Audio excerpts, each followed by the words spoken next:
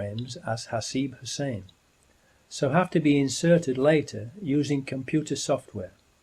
Hence the obviously and very badly doctored official single frame time-stamped photo that we have been shown from the CCTV outside Luton Station. They can't show them moving because it has been faked. That's why they show only one single frame still photo. Why did the authorities have to fake this photo?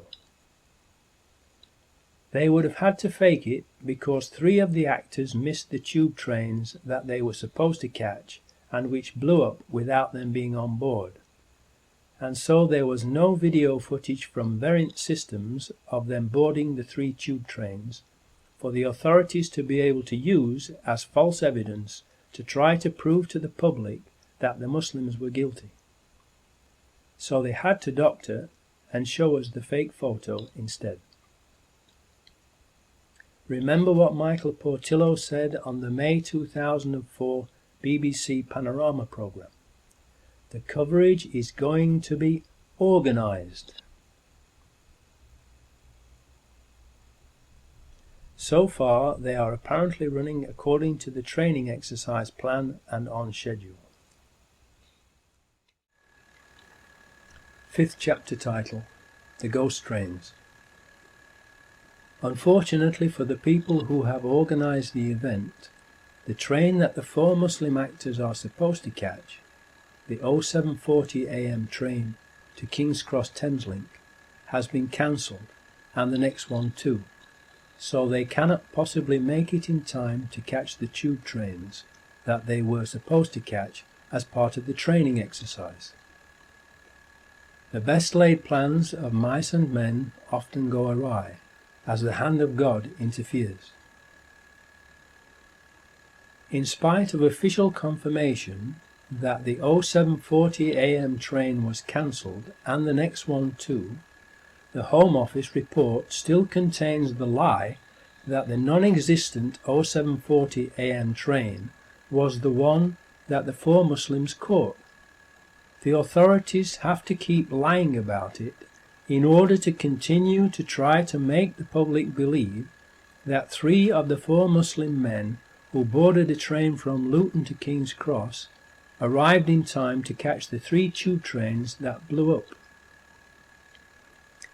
In doing so, the authorities make it perfectly clear that the truth of what happened that day is of no importance to them. It is obvious from their actions that the only thing that is important to the authorities is to make us believe what they had already planned to make us believe, even when the facts prove it to be a lie. The first available train the Muslim actors can catch gets them to King's Cross after the tube trains have already left without them. Hasib Hussein splits off from the other 3 at King's Cross Thameslink station, because he still has time to catch the number 30 bus as his part in the mock terror exercise. When the tube trains they were supposed to catch are blown up, the other 3 smell a rat and realise they have been duped and are Muslim patsies who will be blamed for the attacks, and everyone knows what happened to Lee Harvey Oswald. The Muslims are not from London. Their homes are many miles away, and so they are like fish out of water, and have no idea what to do or where to go and hide. They realise that they can't go home, and do not know anyone in London whom they can trust. The phones are all not working, first of all because they were jammed and then shut down by the authorities. So they cannot phone anyone to tell them what has happened. What can they do to prevent themselves from being wrongly blamed for the explosions? What would you do in that situation?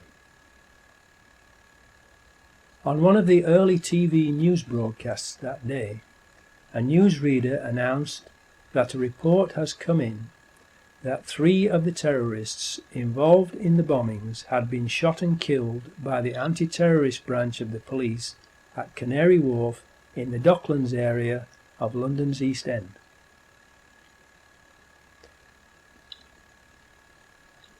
The announcement was made only once and never repeated for obvious reasons.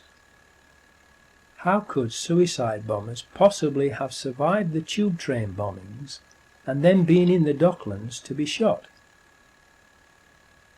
In a New Zealand Herald newspaper article, it says that 2 people were shot dead outside the HSBC building, and in Canada's Globe and Mail newspaper, only 1.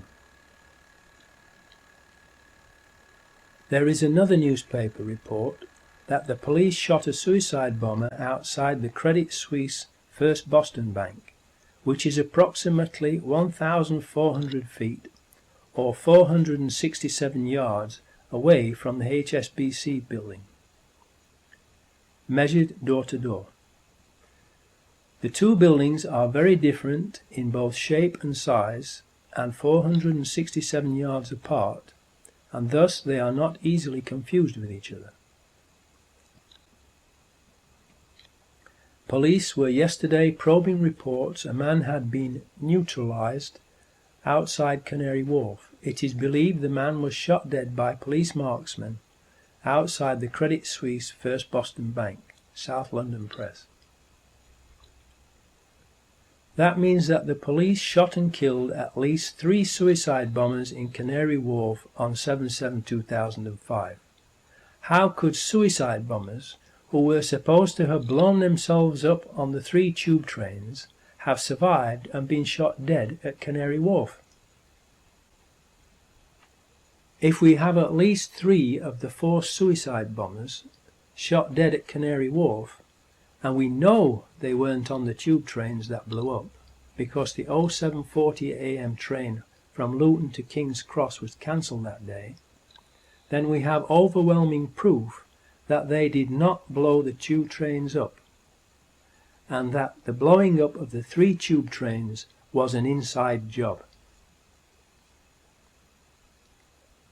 At the Canary Wharf Docklands site, there are media companies for the Muslim patsies to have told their story to and cleared their names if they could, and 2 possible escape routes: via air from the nearby London City Airport that has flights to 34 destinations in the UK and Europe, and, if they couldn't fly out, there was the possibility of getting a boat across the Channel to France.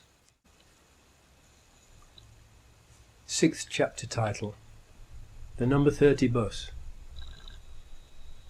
The 4th Muslim backpacker, Hasib Hussain, who has been blamed for the number 30 bus bombing, is reported to have been seen wandering around London, going into McDonald's and eating a beef burger. He is reported to have tried unsuccessfully to contact the other 3 by phone on Euston Road outside King's Cross at 08:55 AM, but the phones were not working because they were first of all jammed and then shut down by the authorities. What happened to him? He was the youngest of the 4, only 18 years old, and described by those who knew him as a gentle giant. Therefore he was possibly the least worldly wise, and he was also on his own in a strange city and a long way from home. He might not have realized he was in danger of being framed as a patsy, believed all the chaos around that part of London was just part of the mock terrorism exercise that he was part of, and so just continued with his assigned role, which was to board a certain double-decker bus at an appointed time and sit at the back of the top deck. A double-decker upon which a large advertisement for a play had been placed on one side, reading, "Outright Terror, Bold and Brilliant." Please think about that sign on the side of the bus and the sick minds of the people who planned the attacks.